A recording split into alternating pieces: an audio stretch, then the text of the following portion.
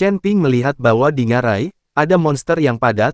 Monster-monster ini semuanya memiliki satu karakteristik, yaitu rambut seputih salju, tergeletak di atas salju, sulit ditemukan. Monster-monster ini tidak menemukan Chen Ping, dan mereka sepertinya tidur dengan malas. Ketika Chen Ping masuk jauh ke dalam ngarai, tiba-tiba sebuah batu seukuran kepala di tengah ngarai menarik perhatiannya. Saya melihat batu itu dikelilingi oleh kabut, dan beberapa monster sedang memakan batu itu. Chen Ping menurunkan sosoknya, melihat ke atas dengan hati-hati, dan tiba-tiba matanya berbinar. Ini sama sekali bukan batu, tapi pecahan jiwa es yang begitu besar. Saya tidak tahu berapa banyak energi yang dikandungnya. Napas Chen Ping mulai menjadi cepat, dan dia berharap bisa segera turun dan mengambil pecahan jiwa es.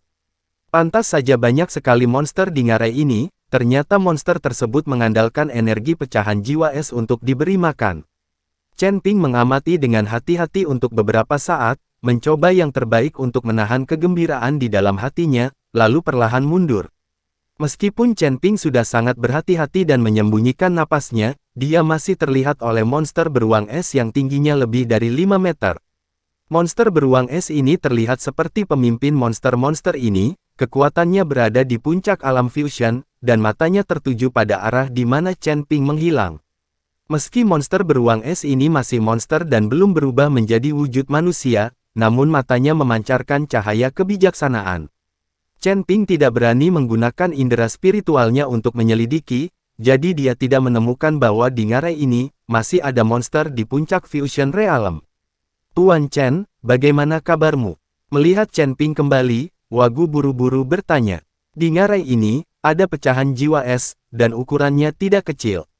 Pantas saja monster ini berkumpul di ngarai ini. Chen Ping berkata dengan penuh semangat.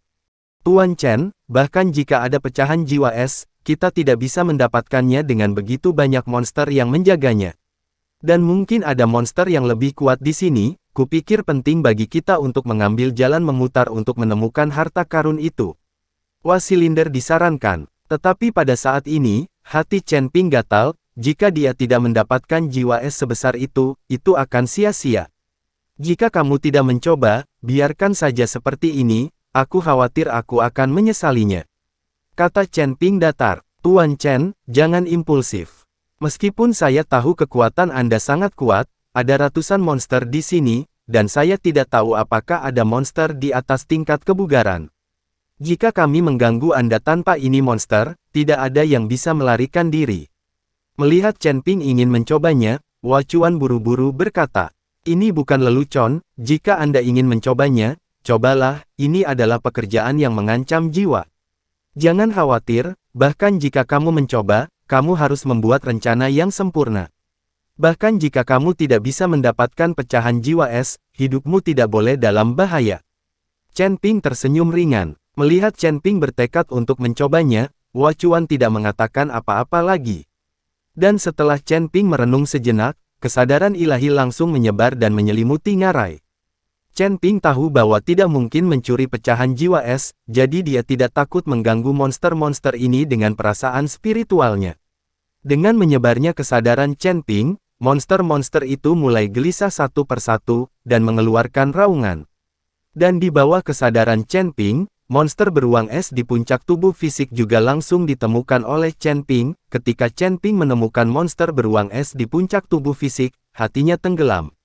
Tampaknya monster-monster ini sangat kuat, tetapi pada titik ini, Chen Ping tidak akan menyerah. Oleh karena itu, kesadaran Chen Ping masih menyebar, dan Chen Ping dapat melihat situasi seluruh ngarai dengan lebih jelas. Di bawah lapisan es dan salju, mayat yang tak terhitung jumlahnya terendam. Ini seharusnya orang-orang yang memasuki ngarai yang dikatakan wagang. Orang-orang ini tidak keluar, dan semuanya berubah menjadi tulang di ngarai kematian ini. Setelah Chen Ping menjelajahi ngarai dengan perasaan spiritualnya, dia sepertinya memikirkan sesuatu, jadi dia memimpin semua orang kembali dari pintu masuk ngarai. Chen Ping, bukankah kamu akan mendapatkan pecahan jiwa es? Melihat Chen Ping telah mundur dari pintu masuk lembah, Liu Ruyan bertanya dengan bingung.